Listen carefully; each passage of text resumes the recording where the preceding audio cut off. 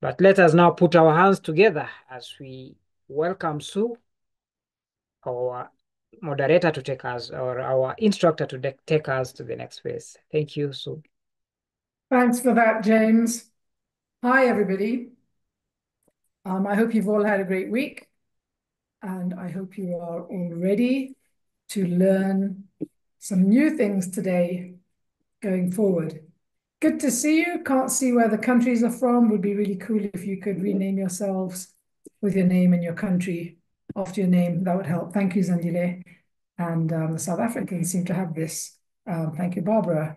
And everybody else, you could be from anywhere, continent, Africa. So please do, so that when we're speaking and we're sharing and we're engaging, we actually get an idea of where we are on the map.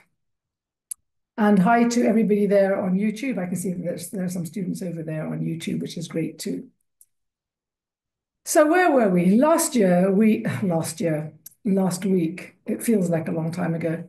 Last week, we spoke about and we learned about the liquid carbon pathway, and we had some very interesting information around, from Christine Jones, around how that whole liquid carbon pathway works.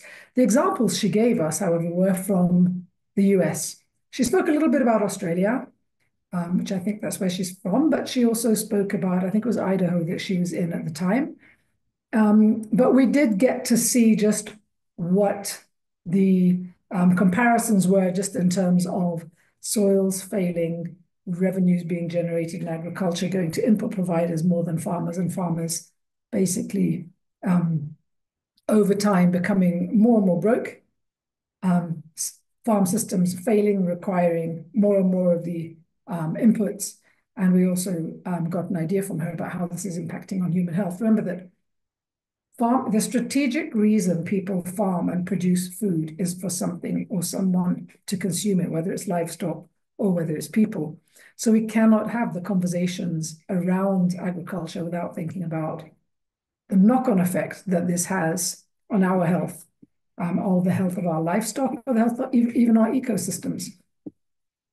But what does that look like closer to home? What does that look like on the African continent? So today, I'm going to take you through two parts of this lesson. And the first one is going to be looking at the soil story in Kenya. What is Kenya's soil story? I'm going to play a video for you there. And then after that, and I want you, as you watch the video, to be reflecting on, what about my soil? How do I check my soil? What do I need? Most of the time, we're under the impression that we need to do a chemical analysis on our soils. We need to take our soils somewhere, get them analyzed, and get the results back. And unfortunately, most of those results are chemical results. They're not biological results. And we're beginning to learn how it is the biology that drives the chemistry. It is the microbiome that drives the chemistry, makes those micronutrients available to plants. So I'm going to teach you a few tricks, and it'll be your first homework as well, around doing your own soil health check. So to begin with, I'm going to now share screens, and we're going to go to the first video. Oh, it's Manny from Oroville. Hello, Manny. Hello, Manny in Oroville. So I'm sure that Manny is there with the little team that's from Oroville. Great to see that you guys are in class today. And have taken time out from dancing to join us. You'll have to one day maybe put your video on and do some dancing for us. Okay, so moving on, I'm going to share this video with you now. And take some notes. It is the Kenyan soil story from a program that was shared on TV not so long ago. And it's called Kenya Soils Are Sick and in Need of Rehabilitation, the Dying Soils. I'm sure that we will all be able to relate to this across Africa, and even for those not in Africa, in Oroville maybe as well, and other places. So off we go.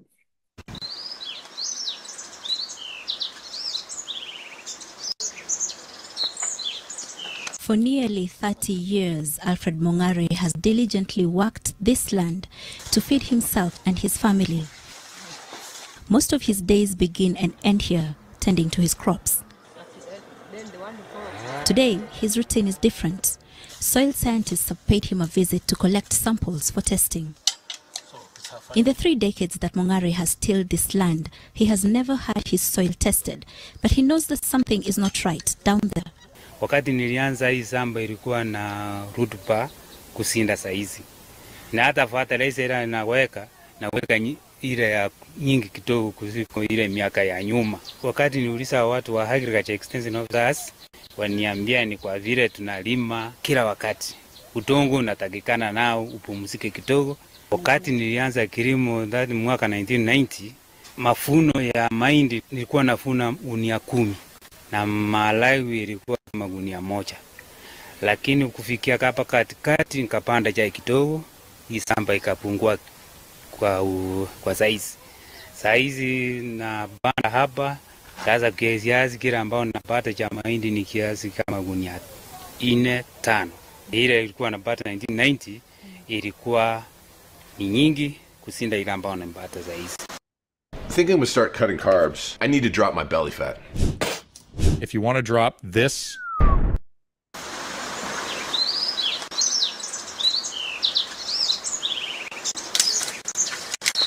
It rained last night and the mid-morning air is heavy with the smell of wet soil.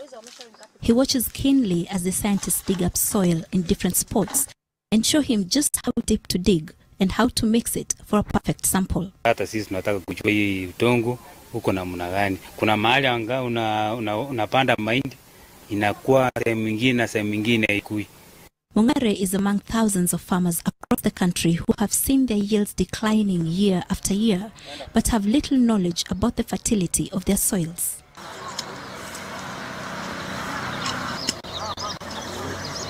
Wakati tulianza kupanda tulipata watu wakipanda mahindi kwa eka, tulipata hata kama 30, 20, lakini saa hii ni bahati.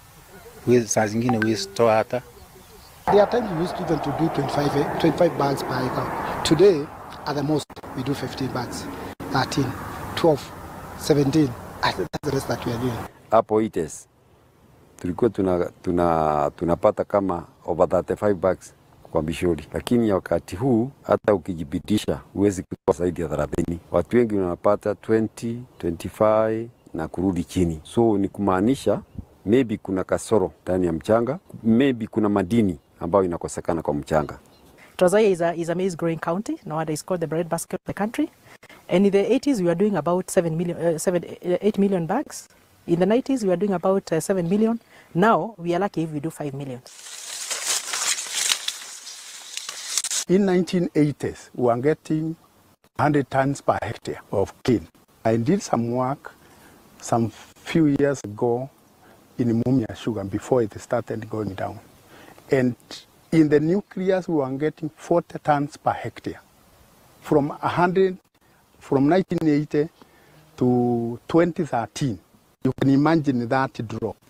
And in the farmers' field, it was at 30 tons per hectare. So you can imagine all that gap, yield gap, is quite serious. Declining agricultural productivity has become a source of concern among farmers as the shrinking harvest affects the country's food security. Data from the Food and Agriculture Organization indicates that while agricultural land has slightly grown from 25,200 hectares in 1961 to 27,650 hectares in 2017, production of cereals within the same period has not been as impressive. In 1961, 1 hectare of land produced an average of 1,244 kilos of cereal from the 1.1 million hectares of land that was harvested. Between 1979 and 1982, the yield rose sharply to 1,962 kilos per hectare, with 1.5 million hectares harvested. That is the highest yield on record, according to the FAO data. By 2017, the area harvested had hit a record high of 2.5 million hectares, but the average production dropped to 1,473 kilos per hectare. A lot of explanations have been given for the declining productivity, including loss of soil fertility. Initially, when my dad came into the farm, we bought the farm from Itech company. This company, they were growing wattle trees in the farm. Wattle trees, they heavily degrade soil. So the main challenge that we had when we came into the farm was bringing back the soil into working condition. We started with 2 crops initially. We were doing maize and wheat. Back then our yields were extremely low. We were doing, for wheat, we were doing yields of between 8 to 10 bags per acre. For maize, we were doing nothing above 11 to 12 bags. And while most of the developing world has used fertilizer to fix its soil fertility problems, the same fertilizer has been cited as part of the problem in Kenya. This is because some of the fertilizers in use in the country have turned the soil acidic, stifling the crop's ability to absorb nutrients from the soil. And one such fertilizer is DAP.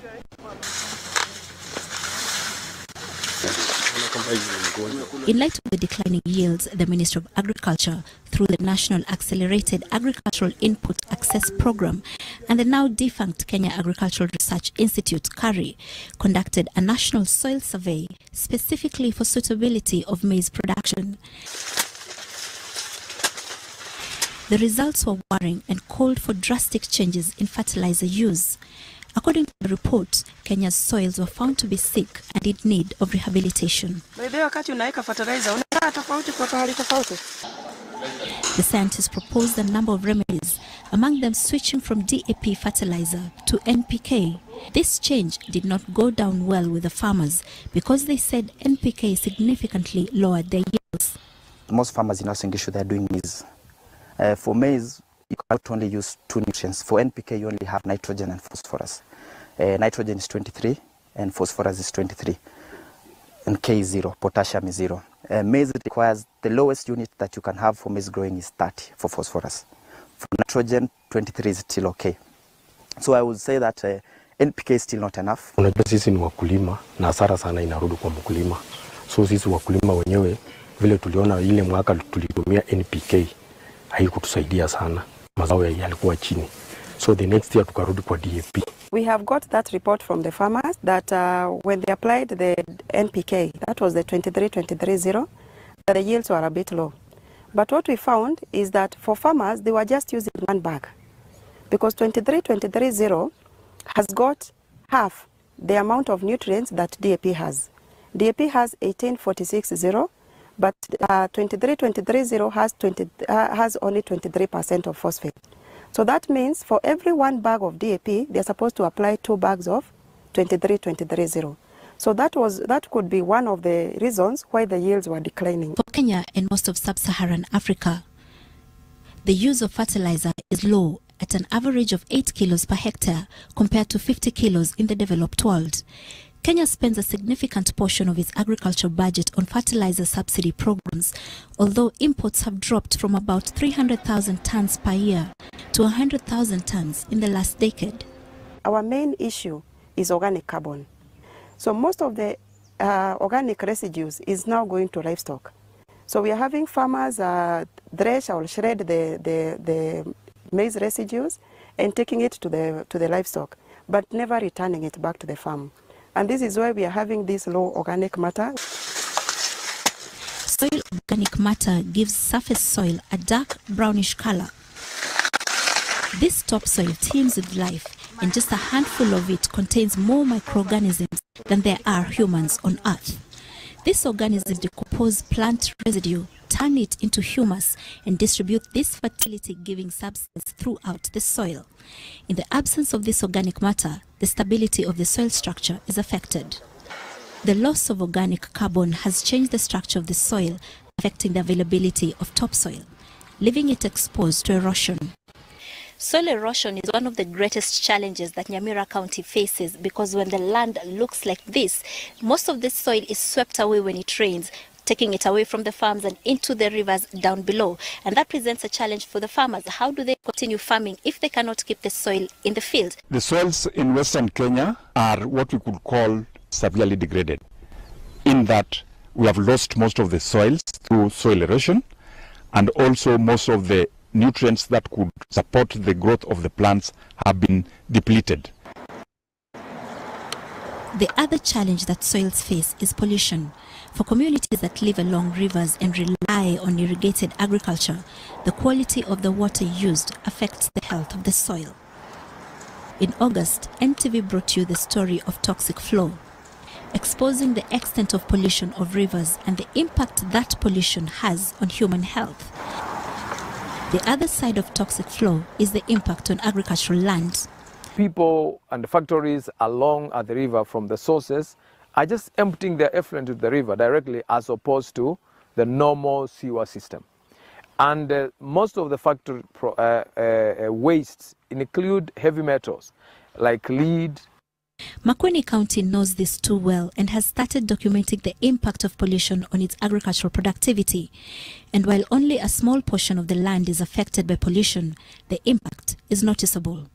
Two places where the water has been polluted specifically is Thange, where the water has been polluted by Kenya Pipeline Corporation.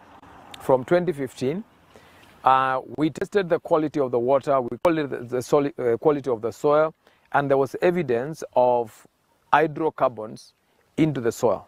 Even as we talk right now, there's an ongoing sampling of the quality of the water and soil along Thange River. And Thange River was a hub of horticultural farming for local and international market. So after the oil spill at Thange in 2015, to date, that stopped because you can no longer farm with water that is already polluted. This year in March, Kiboko, the sister river, also had pollution from KPC. It's unfortunate because it also affects the same source of water for Kalro, for ICRISAT, for CIMID, and those are important research institutes. Makueni County is currently still testing the water and soil around Kiboko River to determine the levels of contamination, specifically testing for hydrocarbons that are harmful to human and agricultural health. And while the farmers in the affected areas have already been advised not to use the polluted river, the county is not convinced that the soil can be rehabilitated. That's because once the hydrocarbons are absorbed into the soil, they do not degrade. Because immediately the rains come, then this oil spreads to the water as the water moves across. So they have begun the cleaning process, but it takes a very long time. I think the best approach, even internationally, is to condemn the whole place and move people from there. In August this year, a paper was published in the International Journal of Environmental Research and Public Health linking soil pollution to cancer. The study assessed soils in Nyeri, Voi and Kapsabet, focusing on how chemicals, including pesticides, have impacted the soil. Contamination in Kapsabet was linked to high use of fertilizer and pesticide in extensive maize farming and from tea factories, while Voi was mainly associated with sisal farming. In the study, scientists found alarming levels of contamination with cancer-causing DDT and the pesticide linden. DDT contamination was also significantly high in Kapsabet and is believed to have been deposited there through soil erosion from recent usage in malaria control in Western Kenya. What is strange, though, is that DDT used as a pesticide was banned in Kenya in the early 90s and globally in 2001 after research showed that it had carcinogenic properties. But in 2010, Kenya imported DDT for malaria control in Western Kenya. This chemical was recently found to have extensively polluted agricultural soils, water, and the environment in the areas where it was used. But this problem of soil degradation is not unique to Kenya. The United Nations Global Soil Atlas of 2015 reports that the nutrients in agricultural soil is depleting at an alarming rate. This has in turn reduced the agricultural area per farmer from an average size of a football field in 1960 and is estimated to go below half an acre by the year 2050. Soil is the basis of life because from soil, food grows. But this same soil is under threat because as agriculture is intensified and the pressure to feed a growing population increases, this same earth beneath our feet is endangered. In fact, the UN estimates that at least a third of the world's total topsoil is depleted, and several reasons have been given for this. starting with soil erosion, heavy machinery use, and chemical use. And the situation is so bad that at least 1.7 billion tons of soil is lost from cropland every year. Once this soil is gone from the land, it will take at least 1,000 years to regenerate just 3 centimeters of the same topsoil. We cannot say that our soils are dying, but then without good management practices, we might be heading to a point where the productivity of the soils will be reducing. And with half of the topsoil lost in the last 150 years, scientists say the poor health of the soil has a direct impact on human health. An estimated 60% of the global population, for instance, is suffering from various nutrient deficiencies such as zinc and iron. This is because these nutrients are missing from the food being produced, and these deficiencies are now also manifesting in Kenya. Zinc is an emerging nutrient problem, and it causes about 30% of the yield losses that we are getting in maize. At face value, it might look like there is an abundance of soil everywhere you look, but it is the quality of this soil that really matters. And to improve this quality, a number of solutions have been put on the table, such as liming the soil to fix acidity. Around 2002, we did our first liming. We started with around 2 to 2.5 tons per hectare. That comes to around 1 ton per acre of liming. After 2 years, we had a significant change in our pH. Our pH came up from 4 to around 4.5. We had a significant increase in our yields too. We were able to observe an increase of wheat from 8 bags to around 10 bags per acre. For maize, our yields went to around 15 bags per acre. Kutoka kuweka lime, nitajuaje kama imebadilika? Siri kunapaswa mtu aje aniambie ukiweka lime inapaswa kuwa imeharibika mpaka hapa. Sasa imekuwa hapa. Wakati uliweka lime imebadilika. Sasa nitagoja mpaka nitakapoona mazao Sasa sitajua kama ni ile lime niliweka. If the pH of the soil has turned out to be acidic, what are you supposed to do about that? You're supposed to do the liming, isn't it? So now, if you want to change this acidity to alkaline, what are you to, unless you use lime, be aware of that. But because of financial constraint and the production has kept on dwindling, there's nothing we can do about it. The cost of 1 ton of lime is around 5,500. For you to move 1 unit of pH, you need around 5 tons of lime. You cannot apply 5 tons of lime at once. You need to apply 3 tons in the first year. You need to come in with maybe 2 tons in the second year and another last 1 ton in the last year, in the final year. So maybe it will take us around another 3 years if we have lime consistently coming into the farm. But now you see we don't have lime. It's expensive. Some farmers say the best solution will be to pull the acidifying fertilizers off the market altogether and ensure that farmers have access to knowledge on proper fertilizer use. But soil scientists argue that given that fertility only accounts for 30% of production, the solution lies beyond just fertilizer. The fertilizer alone will not improve soil fertility because the problem with our soils is the low organic matter. So if we are going to rely on mineral fertilizers alone, we will not improve our soils. But mineral fertilizer combined with organic inputs, including green manures, compost. Half the bag of DAP, because you are supposed to use 1 bag. So instead of using 1 bag, you use half a bag. The farmyard manure, you are supposed to use 5 tons per hectare, to use half that rate, which is 2.5. Most farmers have the cattle shed, then they get the residues from the field and put it there. So once the cows eat and step on it, then you can collect that one and put it under a shed where there's no flow of water. If there's no shade, then you can cover it with some leaves, or if you have a tarpaulin, you can cover it on top. That manure, if you leave it there, you can make sure it has some water, it's wet. So after maybe a month or so, you can come and turn it. If you turn it, it's like you're cooking some food. So you turn the food in. Because when you put it there, it starts cooking, what you can later say cooking, the temperatures rise very high. So when the temperatures are rising, that is when the weed, seeds, and the bad insects, the eggs of the insects, are killed in that heat. After 6 months, it will be ready. It will be having some earthly smell.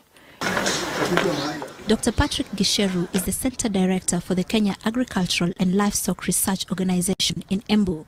For more than a decade, he's been leading a team that is designing a new soil policy for Kenya, which, if adopted, will change soil management practices. For a long time, we have been having issues with our soils.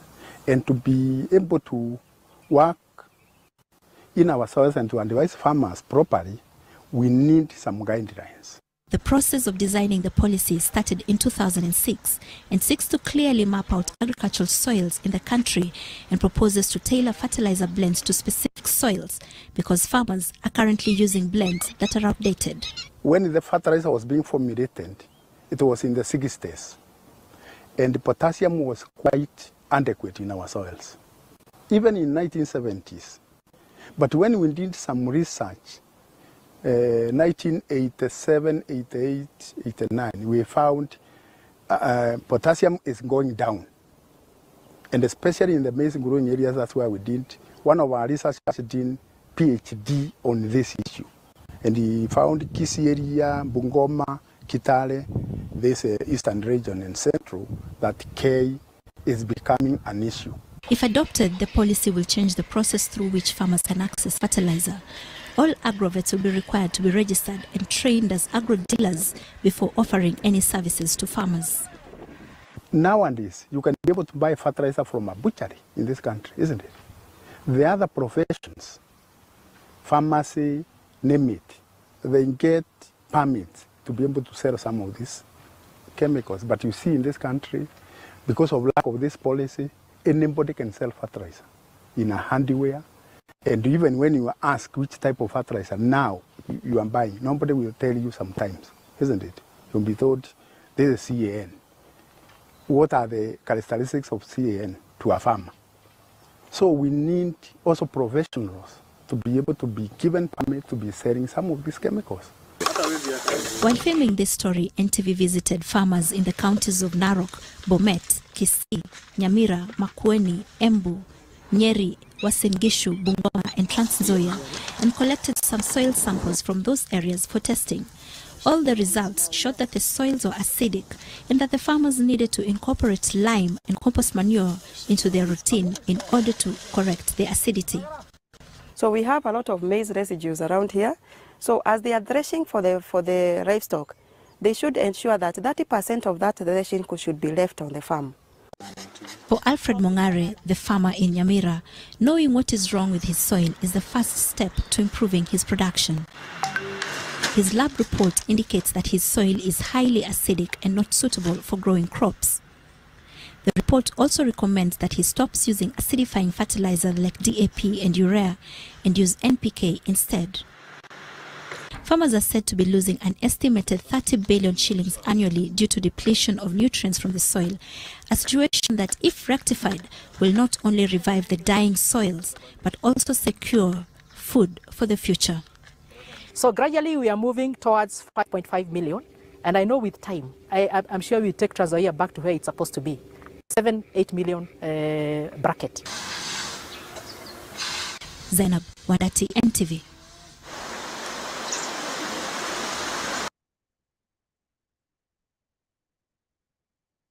Wow. Okay, so much information there for us to actually, oh no.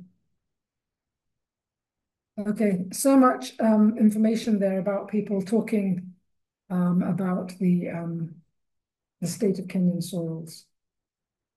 We had a lot of doctors, Dr. Kezia Ndungu, Dr. Teresa Mwangi, Dr. Emeritus Njiru, Dr. Patrick Gisheru, George Ayaga, a lot of experts. What was coming through, and I'm going to ask the audience here, actually, I'm going to ask you, who did you hear was being blamed for the state of Kenyan soils? What did you see as being the biggest thing blamed? So you can put your hands up and we'll have you speak in class. We'll give you the microphone and camera, or you can write into the chat, and you can write into the chat both in the chat on YouTube or your chat on Let me just put my volume a little bit louder, volume's at max, or the chat here. What did you hear coming across as being the reason people were being blamed? Okay, Rebecca, thank you. Fertilizer is to blame. Fertilizer was being blamed. Rebecca, do you want to put your hand up and come and tell us what you mean by that? What was the blame actually around fertilizer?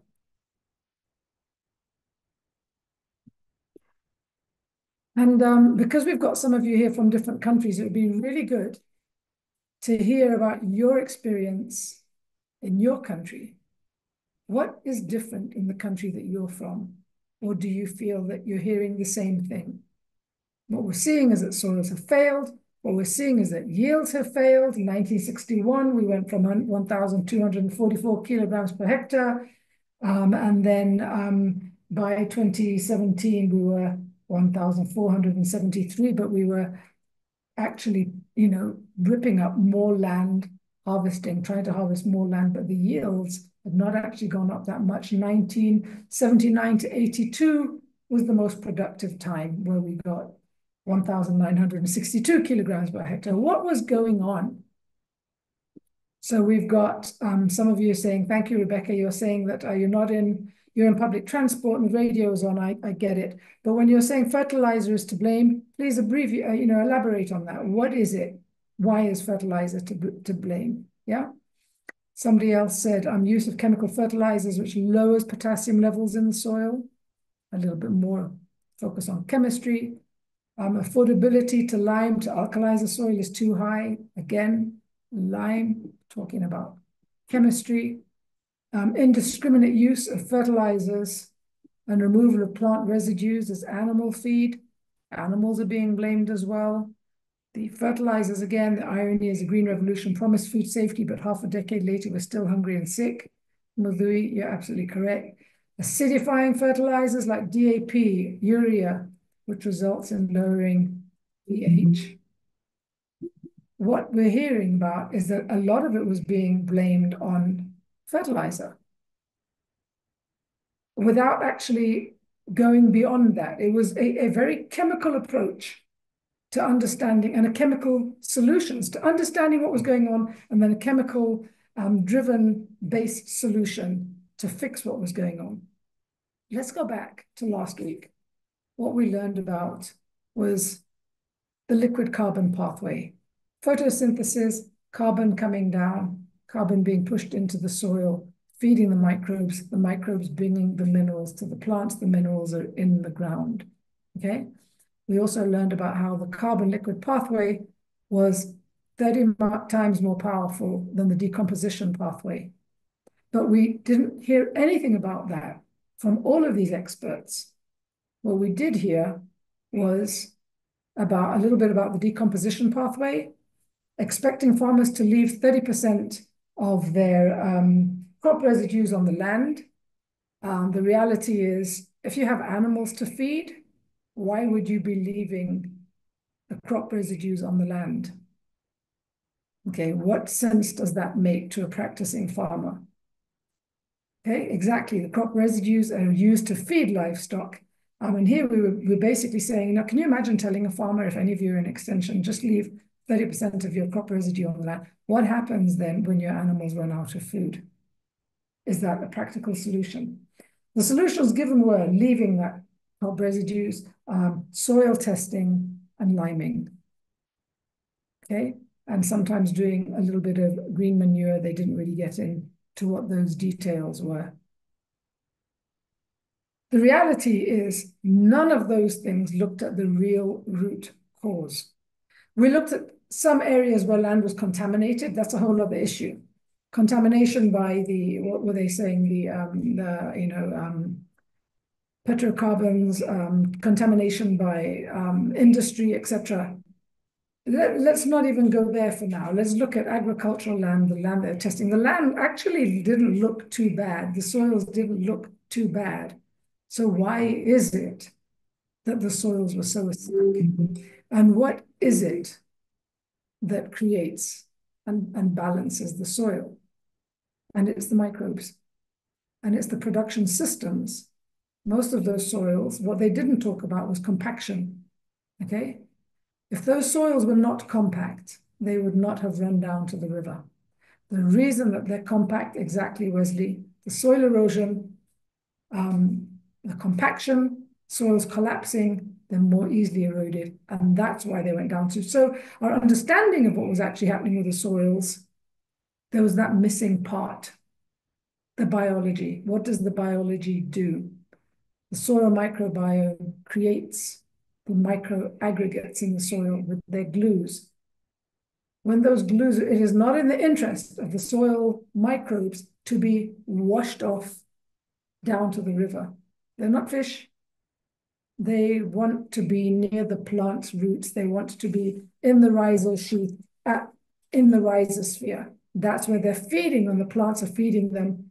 The very natural, thing that's been happening for billions of years, that liquid carbon pathway. The plants communicating, feeding the microbes bringing them the minerals that they need. When you damage the biome by plowing, by digging, by adding your chemicals, adding your pesticides, we blame the chemicals for creating acidity, but the acidity is being caused because the microbes have died and we have anaerobic microbes instead of aerobic microbes in their place.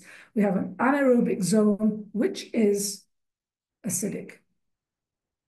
When the aerobic and the beneficial microbes are in place, the land cannot be acidic because they convert and they change the pH. They can change the pH right there within the rhizosphere, within the rhizosheaths.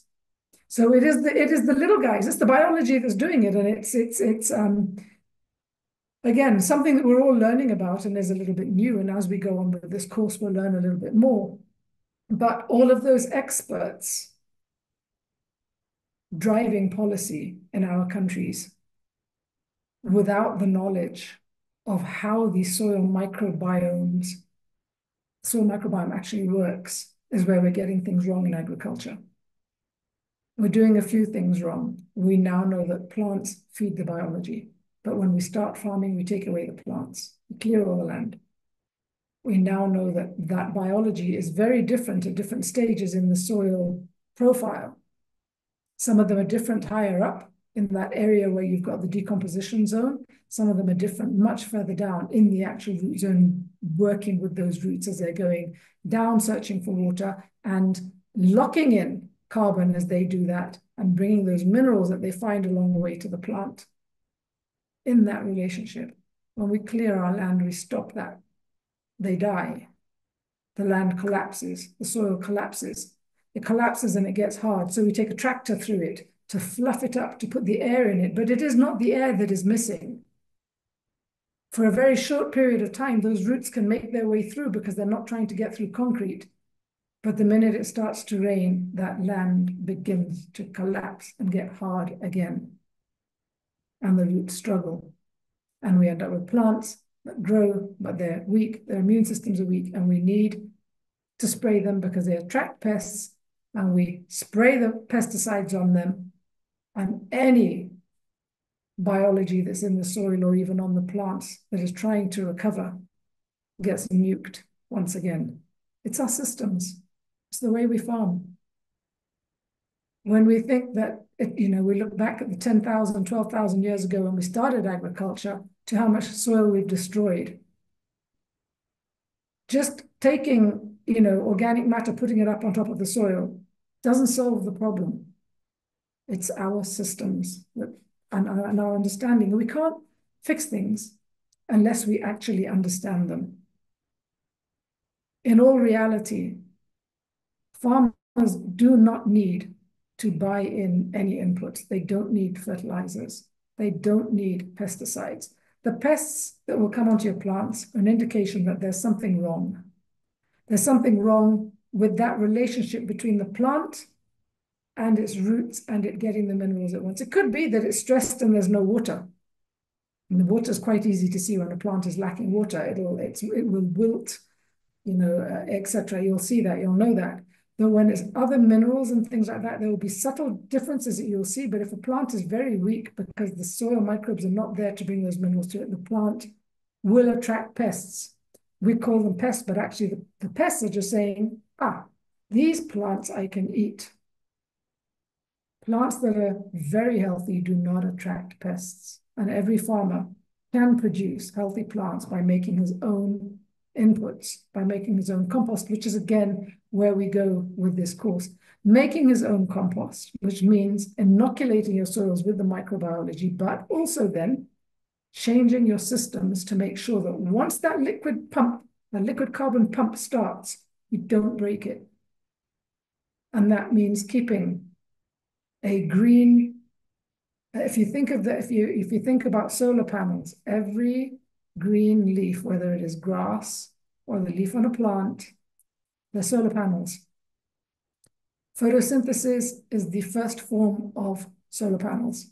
So you need to have your land covered with solar panels, pumping that stuff into the ground, because the minerals in there will then be being brought to whatever it is that is growing above. What you don't want is to have your cover crops covering your plants, because then your plants won't get the sun and they can't function. They do need the sun. So you have your cover crops that are beneath your cash crops. But even when you've taken away your plants, you've taken away your crops, do not clear the land. Do not plow and dig up the land. And that's the basis of regenerative agriculture, is regenerating. Let the soils regenerate the land and work with the systems, close to nature, but also providing food for us at the same time. And the healthier the plants are, the less inputs. Should we be measuring land and yield in terms of kilos? Or should we be measuring our food in terms of nutrients?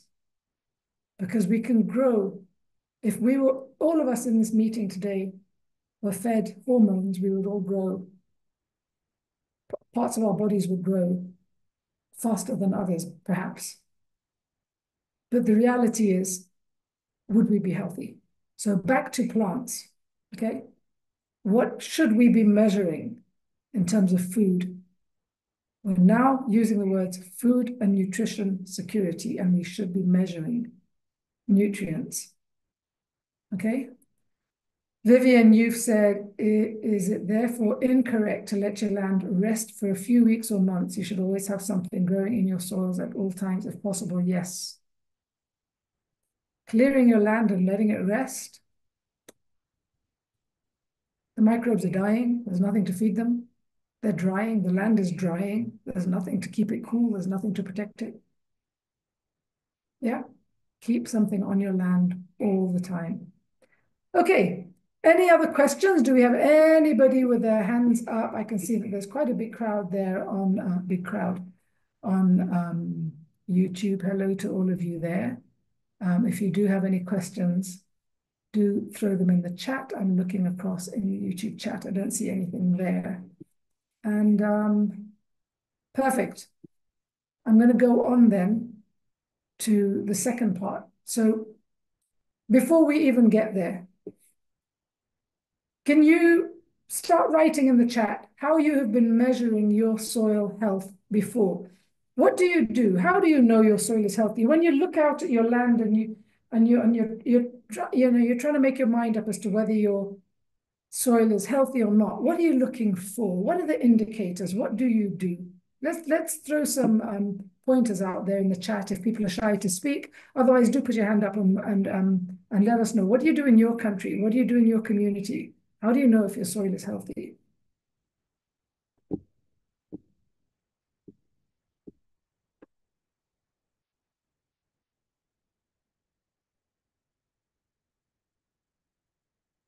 What do you do? I see there's a question there about what about the practice of crop rotation, different families. It's one strategy that you can use at the same time, but remember that plants don't do that a lot. Plants don't get up and move from where they are in nature and say, ooh, I've done my time here. It's time for somebody else. We have built that into our farming practices to prevent our crops from getting diseases. And the reason we've done that is because we've planted and produced them badly. They've got diseases. We don't want to leave that disease there for the next family. So we say, let's rotate the crops. In a natural environment, plants are not walking around and moving out and jostling and giving each other space, right? So Peter Oswata, thank you for putting your hand up. Come talk to us.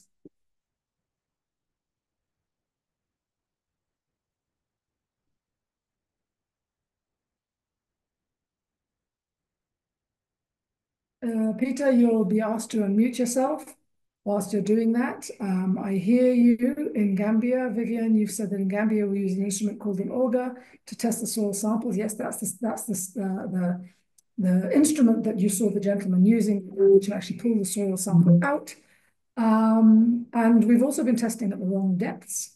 The decomposition pathway is only up in the top 8 centimeters, but we can actually deposit carbon and microbes can be down at any depth, right down where the roots are.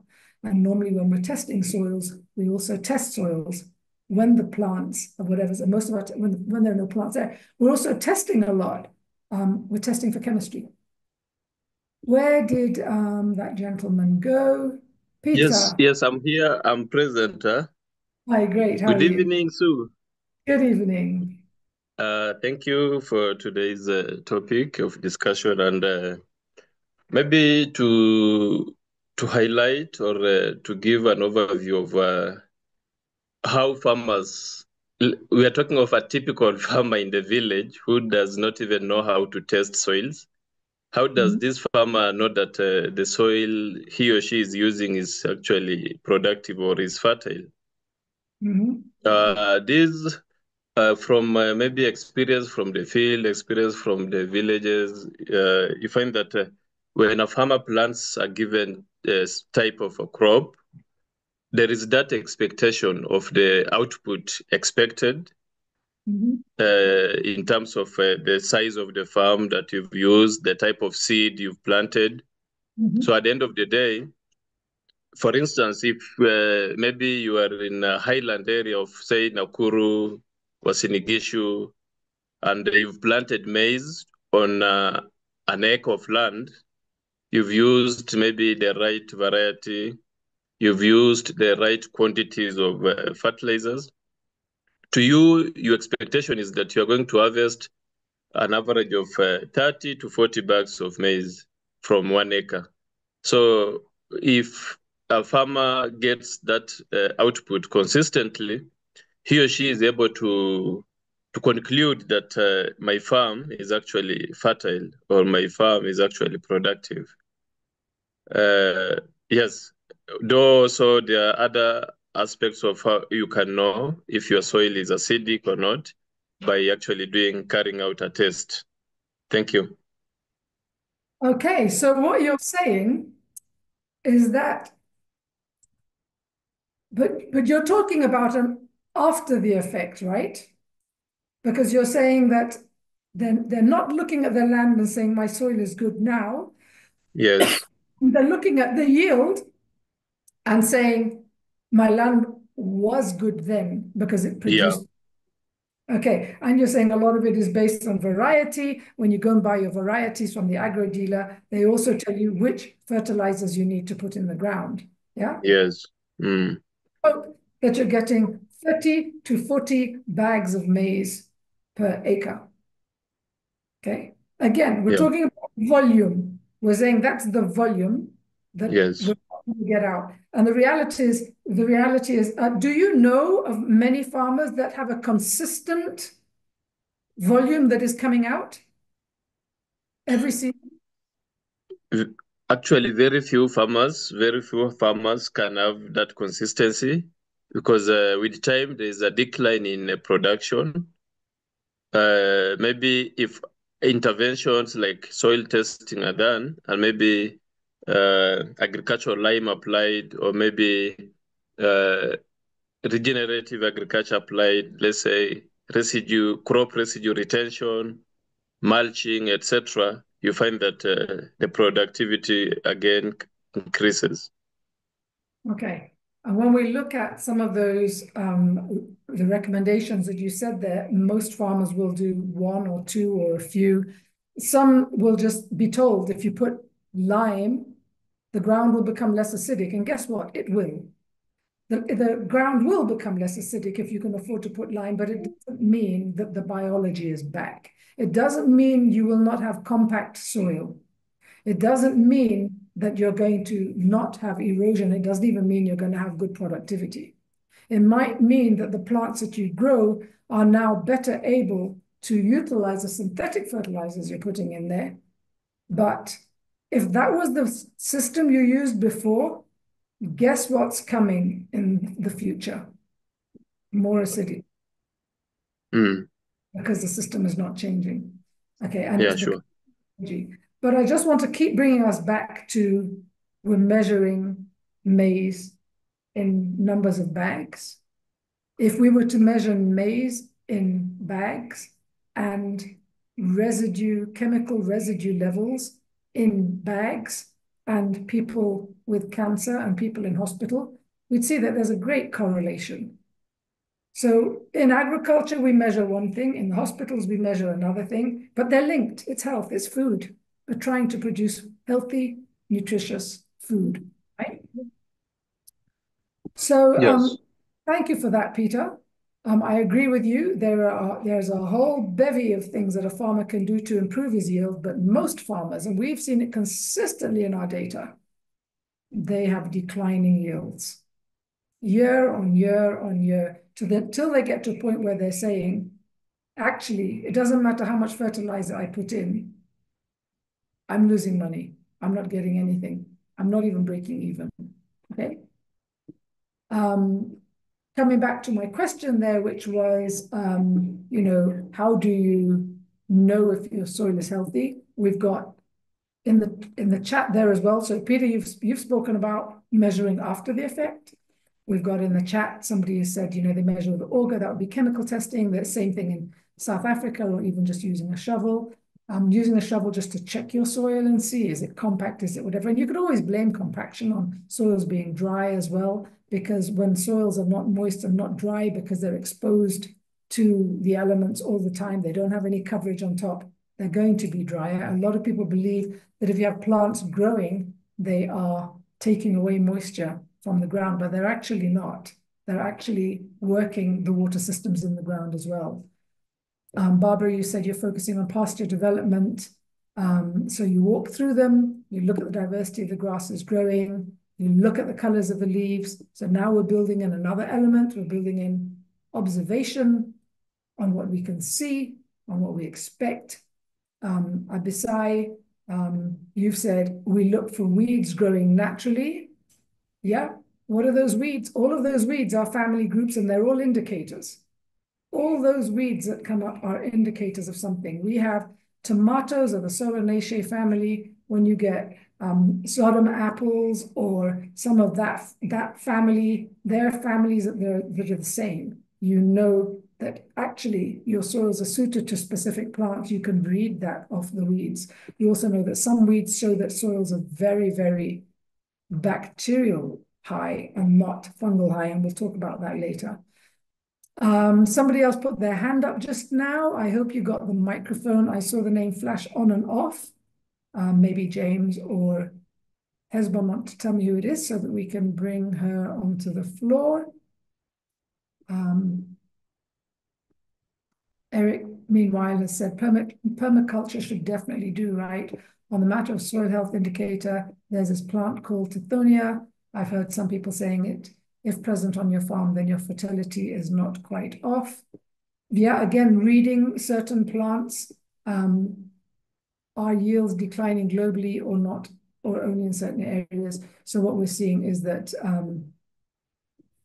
costs are increasing globally, costs of production. Where you're measuring yields by weight, you might not find that that's the problem, but we're not measuring whether those yields are healthy or whether they're extremely toxic, full of chemicals and full of pesticides. So in some of the information that Christine Jones showed us, she did show us that yields are declining as well. Otherwise, He's farmers... calling me.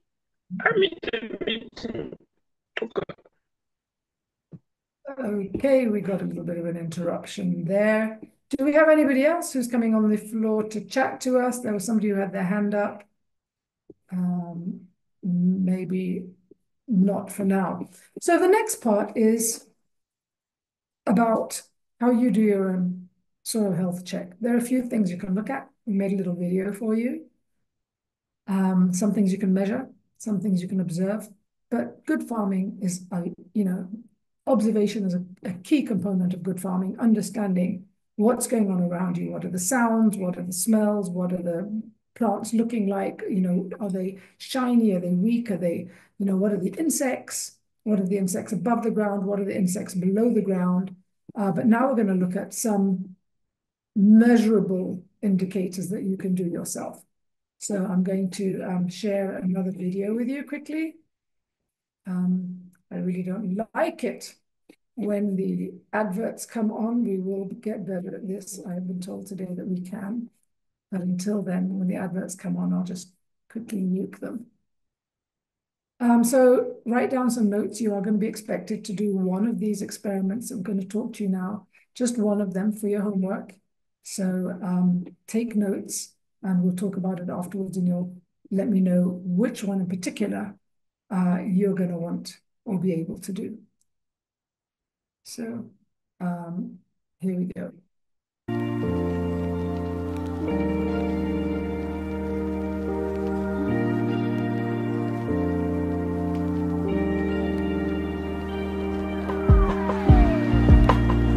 Hi, today I'm going to teach you to do a water infiltration test. This measures the quality of your soil, the integrity of your soil, the structure of your soil. We're going to start by getting I'm going to start by showing you the equipment. You're going to need a pipe. This is a 6-inch pipe. It's exactly 150 millimeters across diameter. This is a 1 foot long piece. You could use half the size actually. I've sharpened one edge because I'm going to be hammering this into the ground down to 3 inches. So from the sharpened edge up until 3 inches, I've also put a mark to guide me while I push it into the ground. Pushing it into the ground, I'm going to be using a piece of wood on top and a mallet, something like a mallet. You can use a stone, you can use anything around you, to gently push it down into the ground up until that mark. After that, we're going to be pouring in exactly 450 millimeters of water. So to give yourself a good mark, we'll get the water in a jug, pour it into a bottle, and then put the mark on the bottle and use that bottle with you in the field all the time, the 450 mark. So we will then be going into the field and hammering the pipe into the ground, pushing it gently depending on how hard the ground is, and then pouring the water exactly 450 millimeters in without disturbing the soil. So you can put your hand inside there and pour it in on top of your hand, take it out. That's exactly about 1 inch of water that should go on top of the soil. We're going to time how long it takes until it's absorbed into the soil. And we're going to do that twice. So we'll take the first reading and a second reading. And yes, yep, and you've guessed right.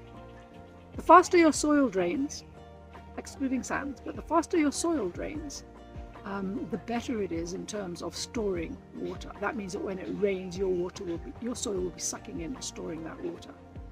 If your water stays on top of the soil as it's draining, it takes a long time to drain. If it takes anything more than 25 minutes, you've got a problem with compaction. And we'll talk about that later. But let's get on to doing that soil test. I'm going to show you just how to prepare your pipe very quickly, and then we'll do some soil tests.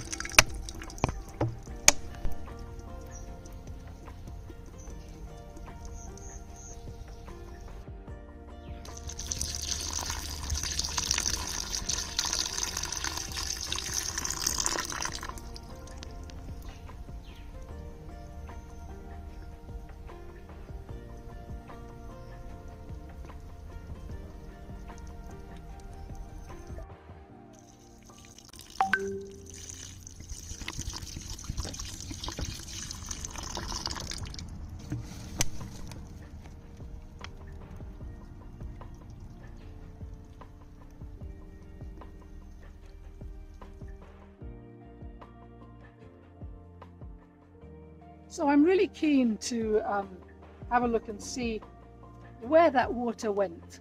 I've put 5 loads of water into this pipe and it has just gone down really quickly. So I want to know, did it go out sideways or did it go straight down? So I'm going to take the pipe out and try to clear an area and dig down and see if I can get a bit of a profile.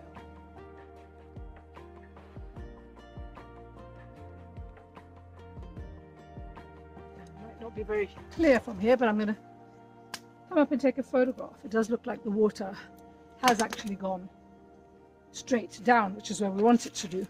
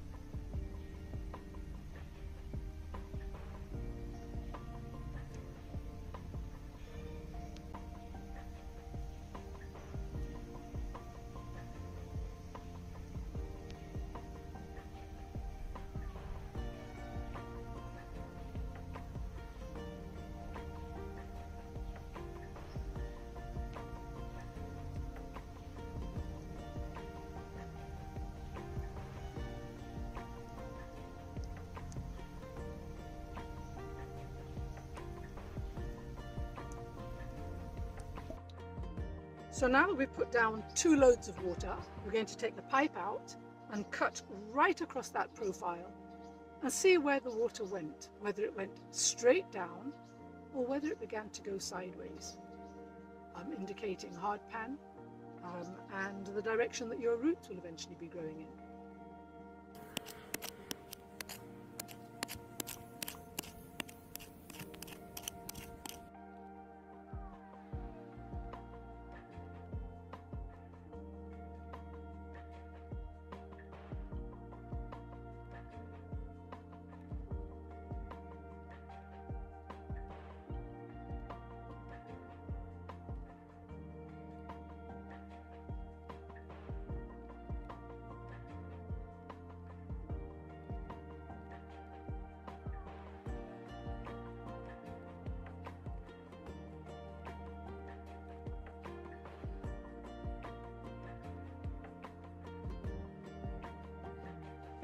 The second soil test that we're going to be doing, the second soil health check, is going to be a slaking or a soil integrity test. Here we're going to take 2 samples of soil, one from the area that you're farming, the area that the soil that you use, and the other from an area of undisturbed soils. And we're going to see what both of those look like when put under the same test, which we'll go into just now.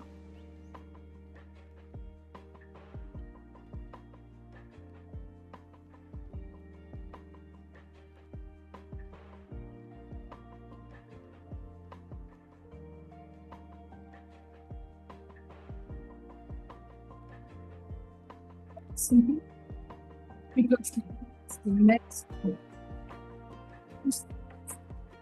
thing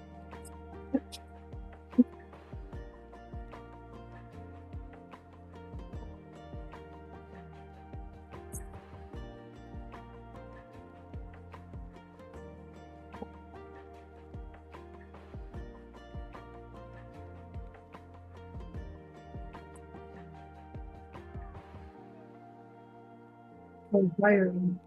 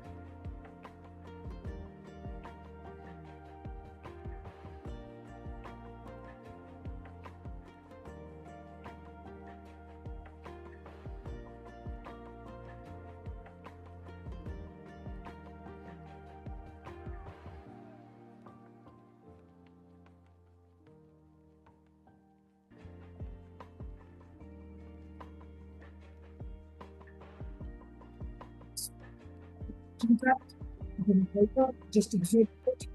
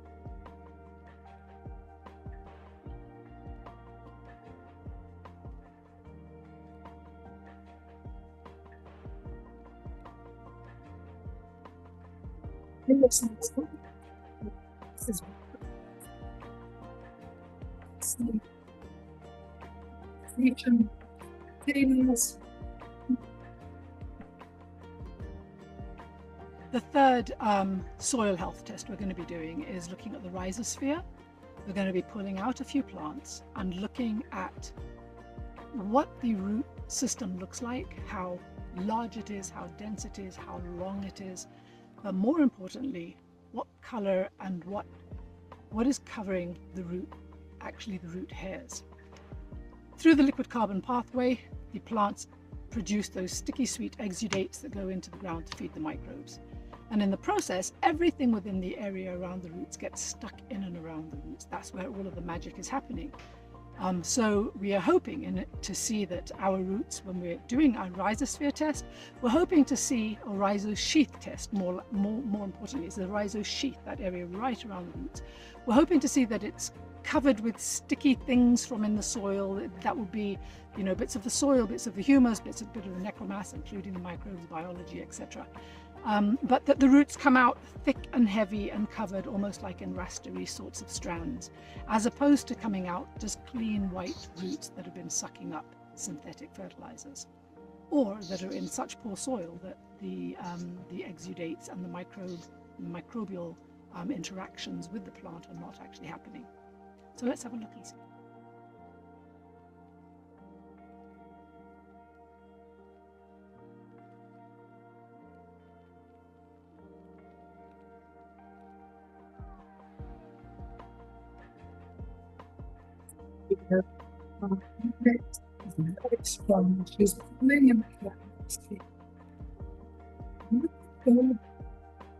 Connected to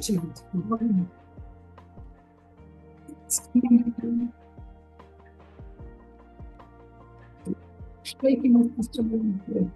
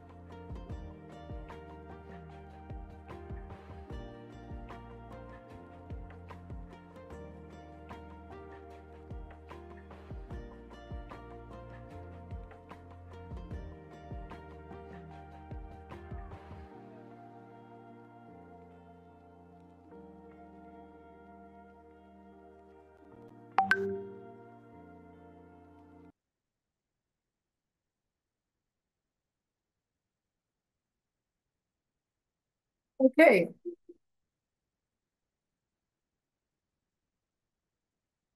So let's see where we are. There were 3 tests there.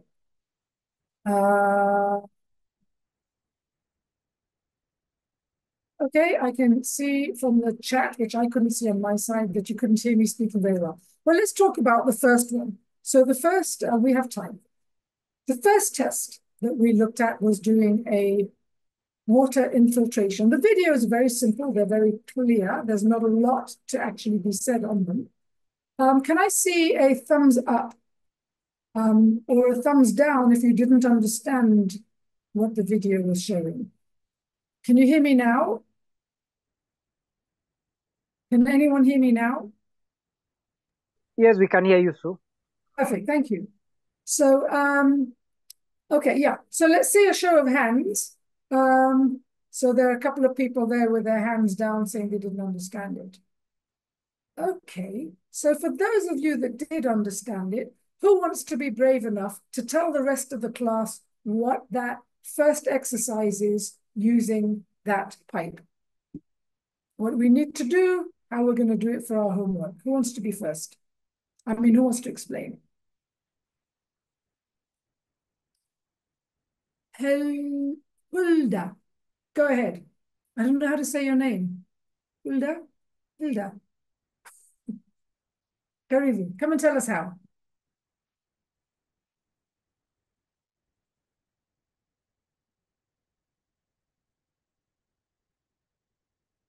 You should have a microphone. You should have a small little. All right. Can you hear me now? Yes, we can. Okay, thank you. So my name is Hulda To. I work with the Cereal Growers Association based in Kenya. Yeah, so the first test that you did was on water infiltration. And this basically looked into the rate at which the soil is able to allow water to seep through.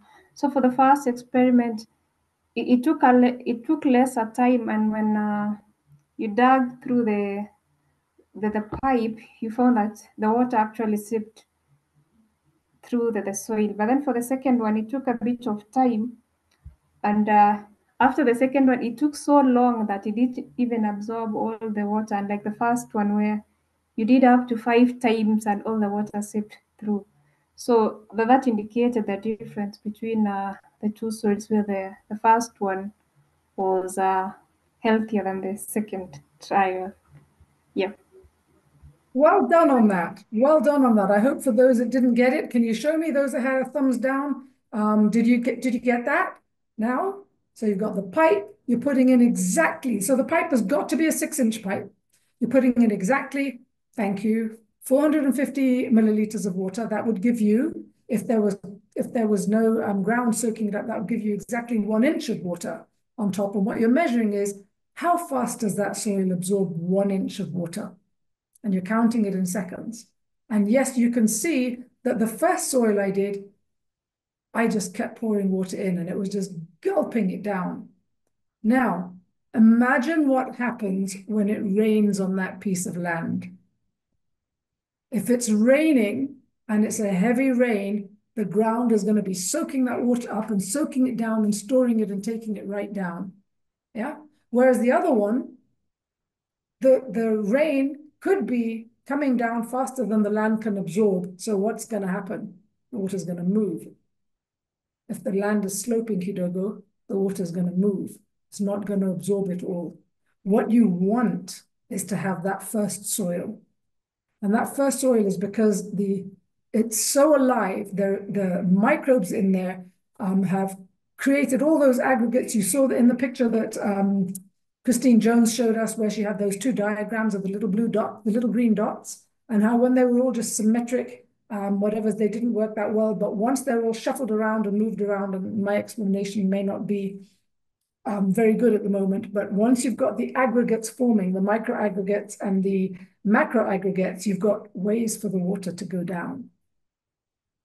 The water is not just sitting like a sheet on top. It can make its way down because as those soils have formed and the structure has formed and become like a sponge, there's airways where if there's not air in there, remember air with 78% of nitrogen for the plants, air for the microbes, and space for the water to move. Not that the water sits there and begins to drown the microbes. The microbes are not aquatic. They can stand some time in a soaked environment, but they need that water to move through as well. So you don't want your soil to be compact and waterlogged. Thank you so much for that, Hulda. You get 100%. Everybody can give Hulda a good, a good cheering on thing. She did good on that. Who is going to tell us what the second experiment was about? And thank you guys for using your emojis to show us that you're there and that you're supporting each other. Second experiment, who's got their hand up?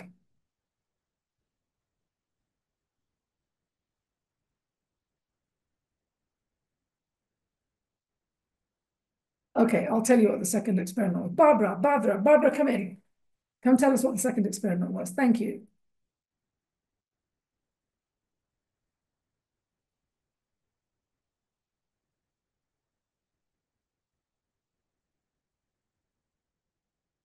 You should have the microphone, unmute yourself.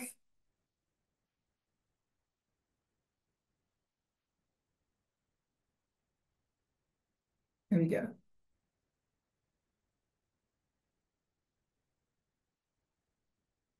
Sue, can you hear me? Yes. Sorry, I'm also having a few Wi-Fi challenges down the side. Sue, it was the slaking test. First time I've seen that one, actually. So to take 2 samples of soil, I missed where you said to take them from. The same lands that we did the infiltration tests on. So with the slaking test, you're taking 2 samples of soil. One is from a cultivated area, and one is from a non-cultivated area. Okay, I missed that sound.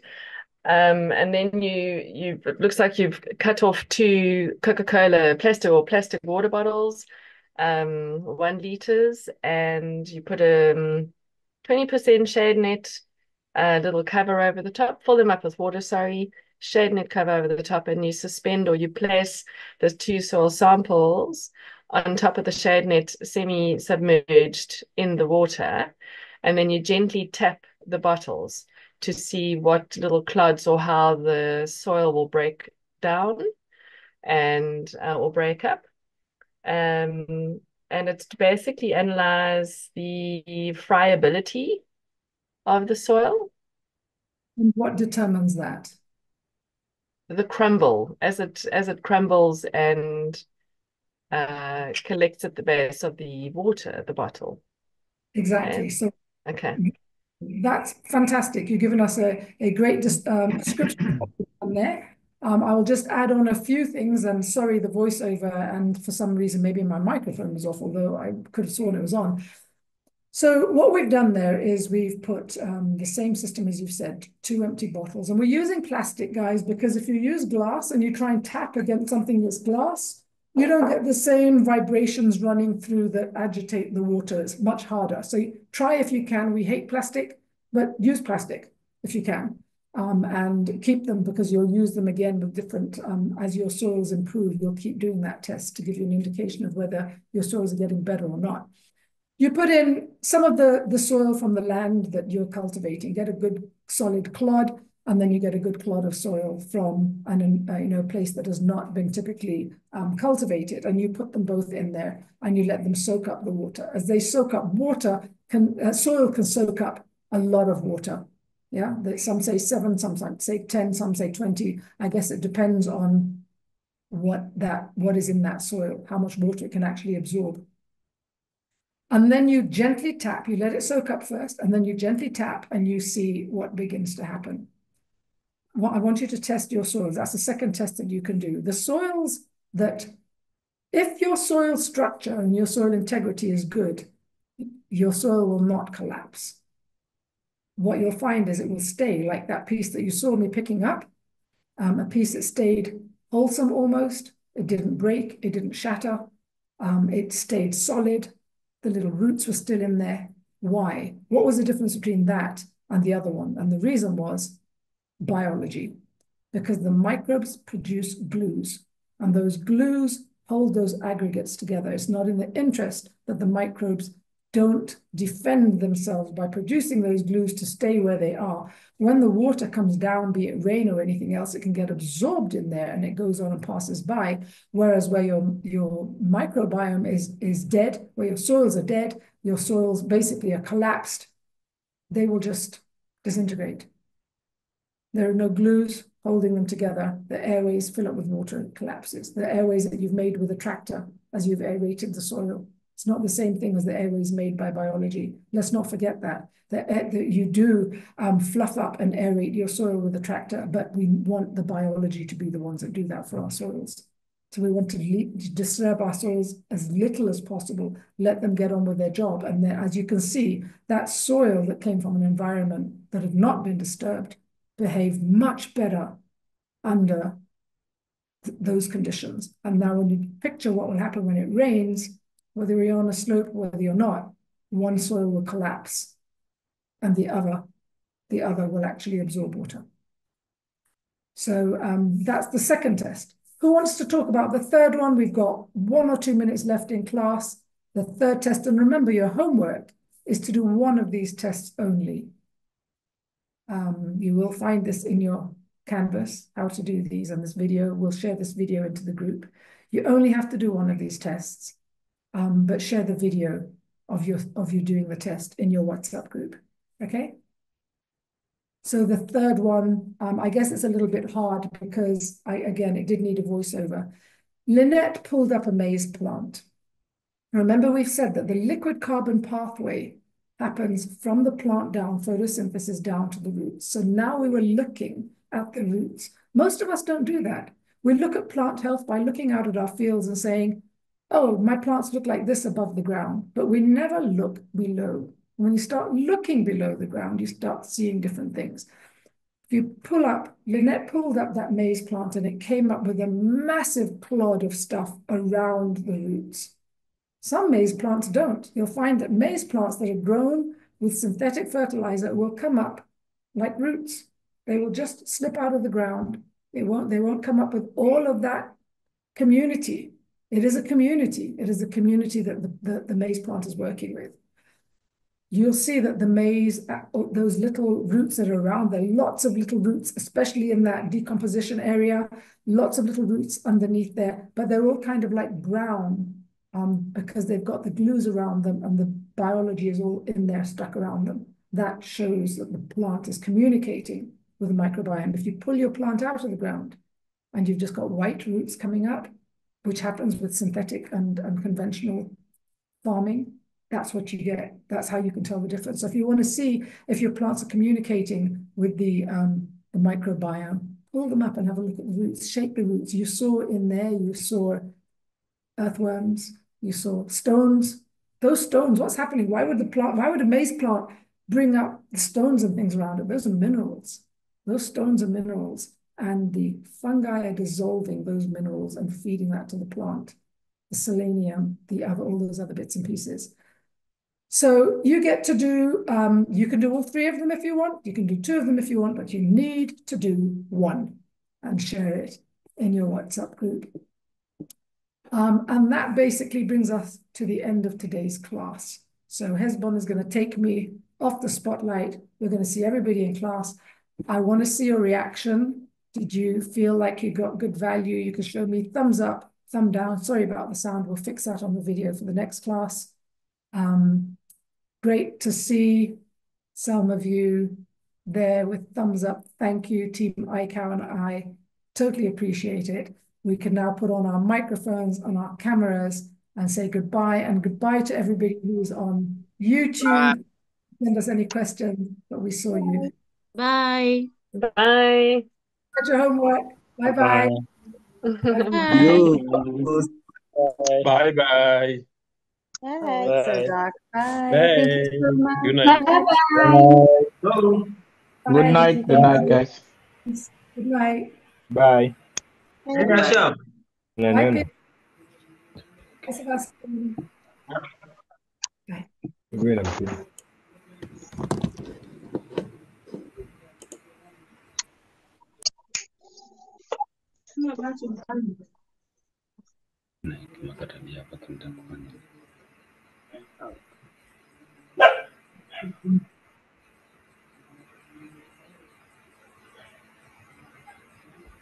Bye, guys.